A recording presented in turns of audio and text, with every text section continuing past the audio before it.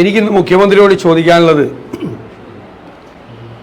2023 May 20 മുതൽ 22 വരെ തൃശ്ശൂർ പാറമേക്കാവ് വിദ്യാമന്ദിർ സ്കൂളിൽ വെച്ച് RSSൻ്റെ ഒരു ക്യാമ്പ് നടന്നിരുന്നു.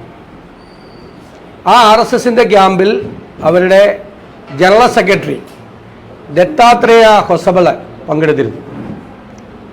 ആ RSS ജനറൽ സെക്രട്ടറിയെ കാണാൻ മുഖ്യമന്ത്രി ഈ ADGP ലോ ആൻഡ് ഓർഡറിൻ്റെ ചുമതലയുള്ള അജിത് കുമാറിനെ പറഞ്ഞയച്ചിരുന്നു. അതാണ് ചോദ്യം. അതായത് ഹോട്ടൽ ഹയാത്തിൽ സ്വന്തം ഔദ്യോഗിക വാഹനം ഇട്ടിട്ട് മറ്റൊരു സ്വകാര്യ കാറിലാണ് ഈ ADGP ഇദ്ദേഹത്തെ കാണാൻ പോയത്, ദത്താത്രേയ ഹൊസബലയെ കാണാൻ പോയത്.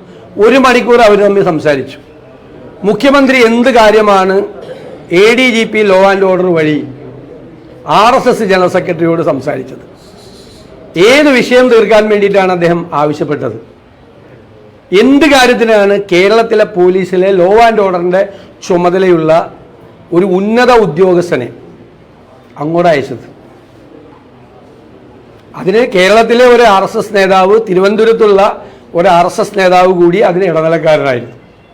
മുഖ്യമന്ത്രിയോടുള്ള ചോദ്യമാണ്, എന്തിനാണ് മുഖ്യമന്ത്രി വിട്ടത്?